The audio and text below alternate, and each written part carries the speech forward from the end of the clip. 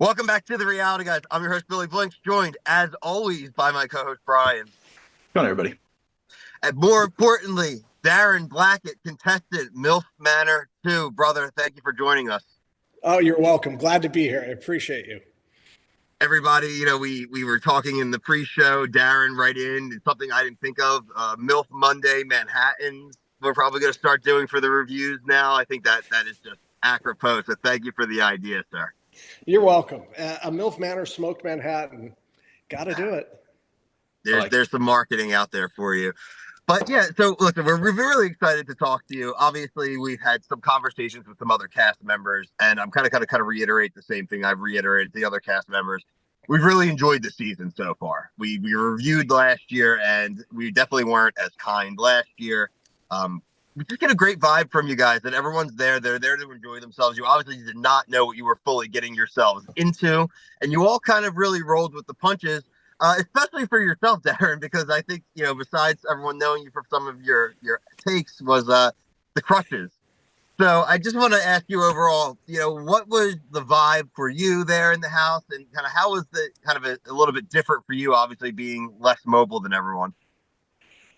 Let's see. Should I start with the positives or the negatives? Obviously, the negatives. Less mobile, not able to participate. I fractured my femur 2 days before we started filming. And so I was in a lot of pain. But let's get to the positives because that's the fun part. They were very accommodating. So you guys have seen some of the accommodations that the men had to do. Not me. You guys saw the Rilfie room? I was in Rilfie room 2. Basically, there was another second bedroom on the main floor. So I had my own space, my own pad. I had a desk. And so that part was nice. But, restricted from going down to the hot tub, restricted from going down to the lake, restricted from most of the challenges, even the challenges I was able to participate in for the most part, the kind of the individual ones, like you've seen where you can win a date. Yeah.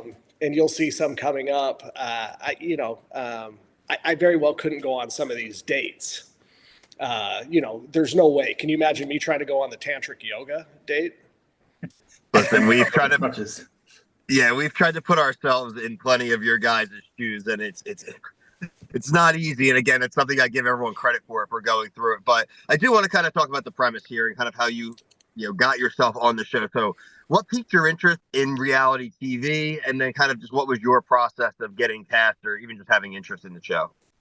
I received a call from a casting agent, and long story short, my niece, who is involved with someone involved in Hollywood or whatever, was asked, "Do you know anybody that would go on a reality TV show?" And it was presented at first as this kind of father-son going to some destination where they were going to travel around and meet mothers and daughters or something. I can't even remember, and then it quickly changed. And at first I said, no, I have no interest.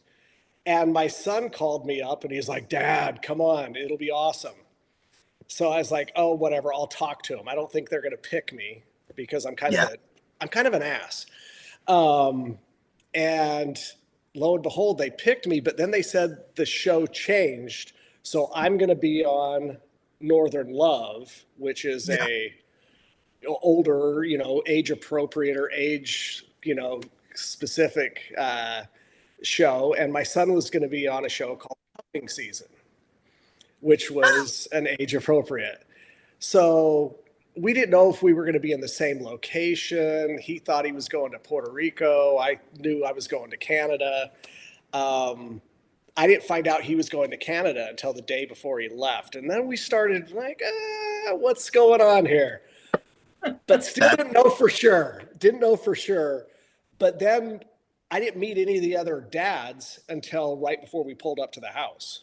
And all of a sudden, yeah, my son's here doing a show. Wait, my son's here doing a show. And it's like, all right, I know. So I've noticed people saying, "Hey, you guys knew what you were walking into. You seemed like you did." And it's like, well, we kind of figured it out, as we were meeting out in front of the house. that we were probably walking in to see our sons. Truthfully, if you were presented the actual premise during the casting process, do you think Darren before would have done it? Do you think you would have jumped at it? No. It makes a lot of sense.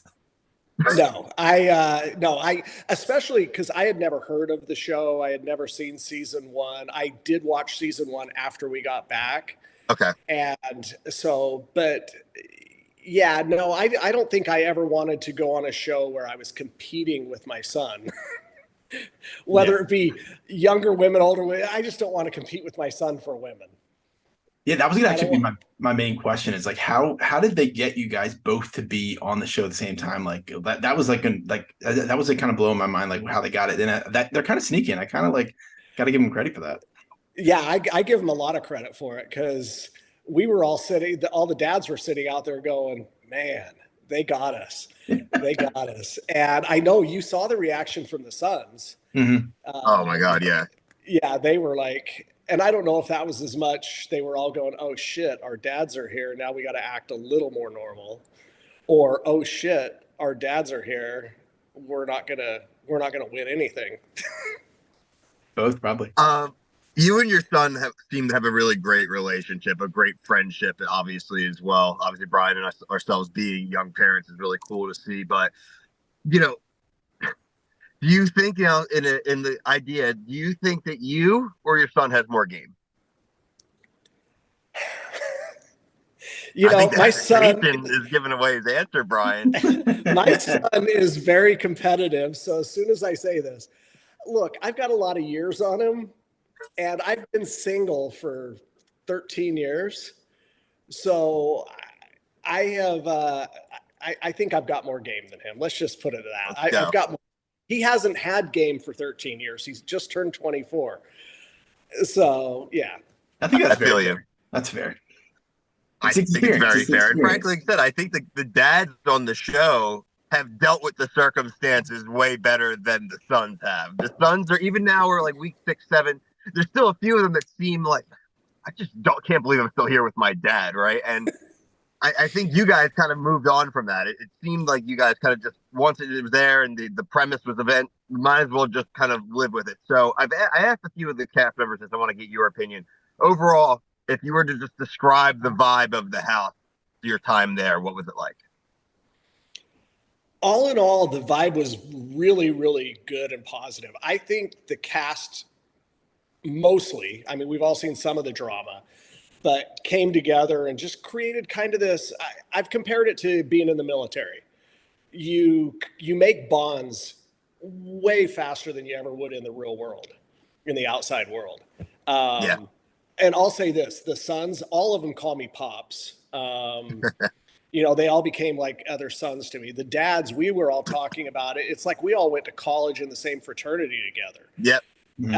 Within a few short weeks. That's just how tight we are. And you saw us last week get all emotional over people leaving, and it was real. They didn't, thank goodness they didn't show how much I was torn up with Miles leaving. And then especially Ashley. Ashley and I grew really, really tight. I think I was the only one that knew his whole situation out of the, people there other than his son. And so, yeah. What I thought about, so I caught up late, obviously, this being my first episode back on, from my little mini paternity leave. But I was saying that to Brian pre-show as well. It was really shocking to see 4 people go. Really, it'd be interesting to know if any of the sexting would have been different if they knew the implications of it, right? Would anyone have been saved? And I'm not really sure, because I wasn't really shocked by any of the people who were picked. But yeah, if you could get into just a little bit more, what was it like? So you guys kind of you had gotten plenty of text messages before, right? And they're all kind of innocuous and a little cheeky, but to just get one that says, oh, by the way, 4 guys out. See ya. Yeah. And I know I can say without a doubt, I believe, because everyone had gotten pretty close, I can say without a doubt, I believe every one of them would have gotten a text if we had known the consequences. But obviously, kudos on the show for not letting us know the consequences, because then there would have been no eliminations. and they would have had to figure something else out. But yeah, it was shock when Disco was reading that. Other than she seemed gleeful, everyone else was in shock and and sad. And I mean, there's not a single cast member that I don't talk to all the time still. So I think for the most part, all of them were, and all the women were pretty much like, I would have sent him a text. That's good. So obviously we're addressing facts that everyone received text, and obviously you were not eliminated because you did receive a text. So I do want to talk to you about Kelly, friend of the show. Shout out Kelly. I know, Shout man. out. But obviously let's go by half the obvious part here. Obviously Kelly, beautiful, but we want to know, what was it about Kelly in the house when you guys that kind of made that connection? And obviously we want to see it develop further as the season goes on, but from how much you can talk about now, kind of what drew you to her and maybe like kind of your first conversations. Yeah. So, well, first, right off the bat, she was the first one that came up to me when we got there. I'm trying to get my crippled butt down the stairs, and she came up and immediately asked what happened and, how you do it, and introduced herself. So she just obviously is a very genuine, kind person. She just exudes this spread kindness vibe. Yeah. And as we all found out through the first few episodes, that's not my normal attraction. And I've talked about it, and I don't think it's shown up on any of my confessionals, but I basically had an epiphany about a year and a half before we filmed the show that I need to stop chasing toxic people. Whether, just remove toxic people out of my life, whether that be men, women, whatever, just toxic friends, toxic relationships in general. And I hadn't been very successful at it because, like I said, moth to a flame. I'm there and I'm like, oh, this girl seems really nice. And then I see the one over there, backhanding somebody. And I'm like, hey, how you doing? And you're like, he's got a story. Yeah. And so, but kind of after the bar scene and everything, I was like, that's really hot, but I'm going to go another way. And Kelly did I wouldn't say she was pursuing me, but she kept making sure I knew she was interested in me pursuing her. And that felt good on the ego. I'm sitting there with a broken leg on crutches and was feeling a little, I don't know, not insecure, but definitely a little out of place. And she just constantly, basically between her and Lynette's another one I got along with. We love Lynette. We're big Lynette fans. Me too. And for whatever reason, we didn't get that, romantic connection vibe. But every single morning, and I know Kelly, I watched your interview. She said she was always the first one up in the morning. Let's make the record clear. I was always the first one up in the morning. Yeah, always. Because I don't sleep. I sleep maybe 2 hours a night. And so I would usually be up till about 1 or 2, and then I'd get up between 3 and 4. And so Lynette would get up with Kelly, and while Kelly was getting ready, Lynette would come down and help me finish cleaning the kitchen from the night before. And we would chat and chat and chat. And so, but for whatever reason, we didn't make a kind of a romantic. There was definitely phrenergy there. Don't get me wrong. I think Lynette's drop dead gorgeous. And everything about her screams, I should have been like jumping on that.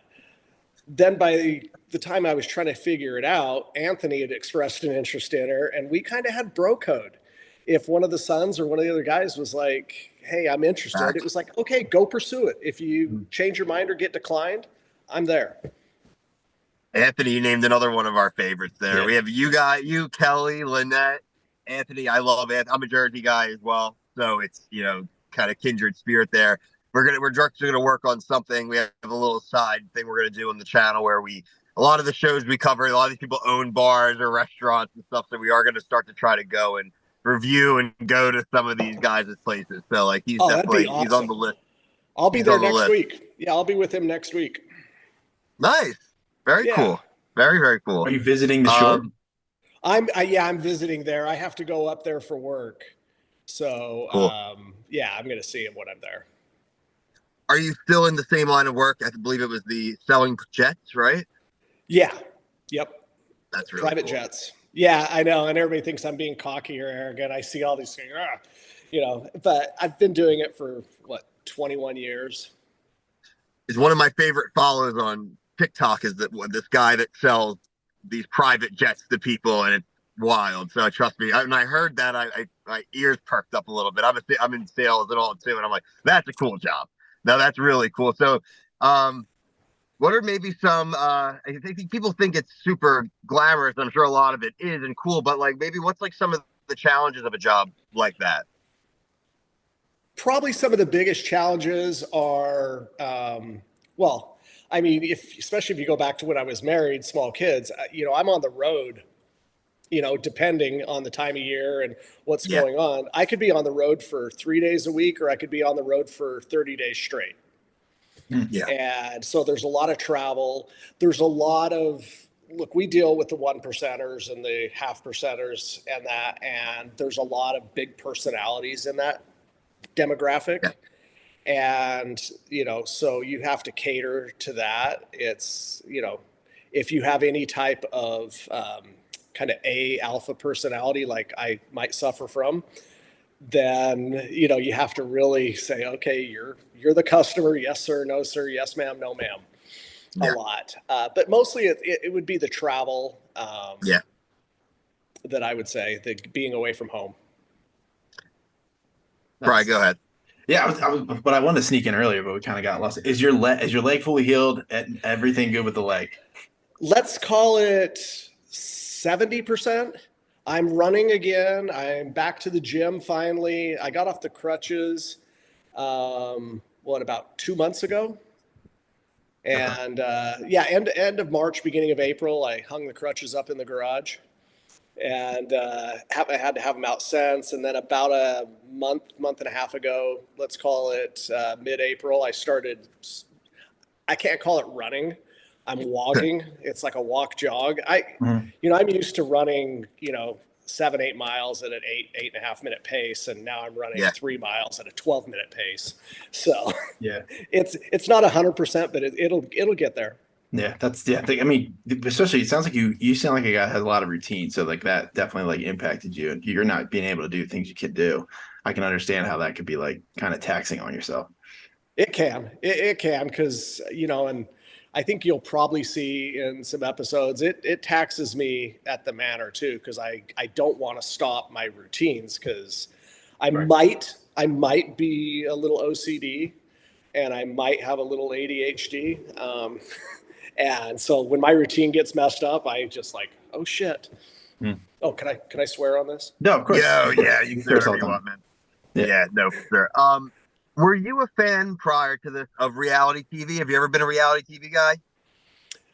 That's funny, because we talked a lot about that. I had not watched a reality show when my kids were very young. My wife got into Survivor and Amazing Race, to the point where my daughter's 5th birthday party was a Survivor birthday theme party. That's awesome. Then we watched that, and then a few years later, 2007, went with a friend just to be support for The Apprentice, to try out for The Apprentice. And they asked me when I was there, hey, would you want to try out? And I was like, no.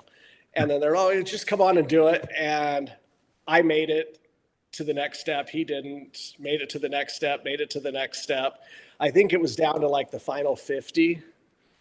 And I very purposefully was like, well, when I win this whole thing, what do I get? And they told me, I was like, no, I have a better job already. So I watched 2 episodes of The Apprentice while I was going through that process. And then I hadn't watched a reality TV show until right before, a month before I went to film this one. I watched a couple of dating reality shows, and I was like, oh shit, what have I gotten myself into?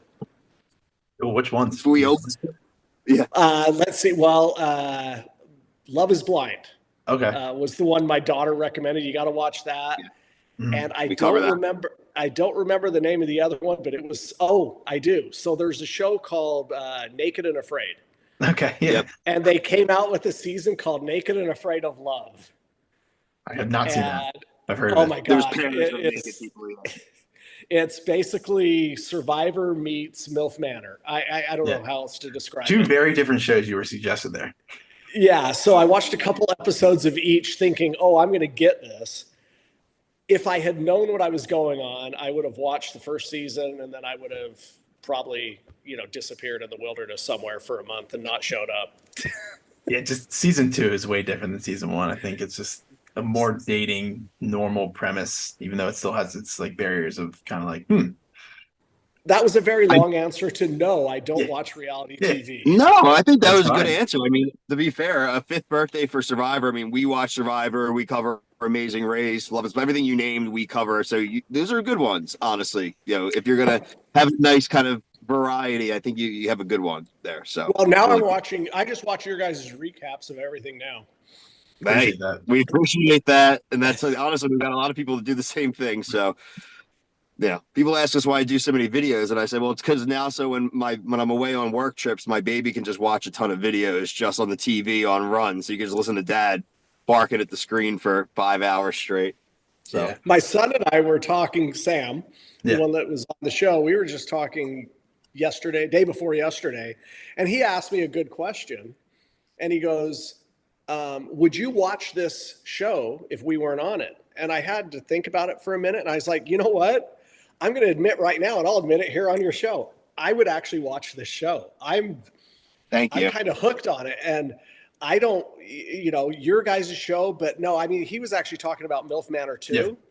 Yeah, He no, I know. wanted, yeah, and I would actually watch this show if I wasn't on it. And that's probably embarrassing for me to say, but Not at all, man. You can relate I with your son. It's like a connection. That's good. Was going to be my next big question. Is like, how has your like bond with your son changed since you've been on the show? Because you got to spend like a lot of like accelerated time and a weird situation. And I mean, like this could apply to anybody that was on the show. Like, has your connection with your son grown since then? A lot. We were already super close. So I was a single full-time parent for quite a few years of all three of my kids. And Sam, he was a very competitive athlete, his whole time growing up all the way through high school. And I coached, all of my kids, different teams in that when I was still married. And then obviously when I was single and Sam was there, I helped coach wrestling, helped coach football, and we would go train together. Cool. And he's the one, I don't have a favorite. I mean, everybody used to call my youngest mini me, but Sam and I probably have the most in common, the athletics and stuff like that. Yeah. So, I don't know if we've grown closer. It changed our relationship a little bit because we've always had this kind of thing where we'll razz each other a lot. Now we have more ammunition to razz each other. So it's intensified. Okay. I think just my last question, and that's kind of a follow up to Brian. We love to hear people's reactions and their kind of what their circles have said. Did you hear once the show's been out there, got announced, you were on the show? Did you hear from any exes, from any former people that you dated, and said, just kind of maybe to rib you or maybe to go, oh damn, check out Darren, I need to hit him back up? All sorts of areas, people all the way from high school, college, the military. And it's ranged everywhere from, damn, that's cool to, oh my God, what the hell did you do? So, I'm probably blushing now because some of it's like, I'm typically a very private person. And so to also be very public like this, it's a little different for me. And but it's been fun. I've been reconnecting with people who I haven't talked to since college or since the military. So that's really cool. Yeah. MILFs bring everyone together, man. They do. It's the magic of the MILF. MILF Magic Mondays with our Manhattans. Darren, it's been an awesome conversation, brother. Would love to have you on maybe again when the season's over and we can kind of actually talk about how things shook out. But yeah, if anybody wants to find you or, see what you have going on, where can they find you? My Instagram and Facebook and what's the other one? It used to be Twitter, whatever it's called now, X. It's all the same. It's just Darren J. Blackett. Awesome. I made it really easy. I am not historically a social media guy, but I made it really easy since I did this show. So it's been fun. Yeah. I'm having a blast making little content. Did you have social media before the show? I did. And let's see, Instagram, when I went to the show, I had 33 followers. Yeah, that's what I was. Yeah. By the time the show came out, I had about 160. I still don't have a ton, but it's just, I hadn't posted content in like 3 years. Mm-hmm. And Facebook was really just family and friends from, college and everything, very small group also. So yeah, it's been fun to basically post content every single day. That's good. We love it. We're following along. Darren, again, we really appreciate it. We'd love to have you on again, end of the season, but really, really appreciate your time today, my man. No, absolutely. I appreciate you having me on. I'd love to come back. Awesome. Make sure you guys are watching MILF Manor 2. It airs on TLC's and HBO Max, Brian. Yeah. Sunday nights, 10 p.m. 10 p.m. Eastern. Make sure you guys are checking it out. We check out, make sure to like, subscribe to here. We do reviews of every single episode. I think we're the only channel out there reviewing every single episode of MILF Manor. So if you want to find all your MILF Manor info, you're on the right channel. So you guys do an awesome job. I really appreciate it. I appreciate you, man. Yeah. But for myself, Brian, Darren, everyone here at the team, thank you so much for watching. Peace.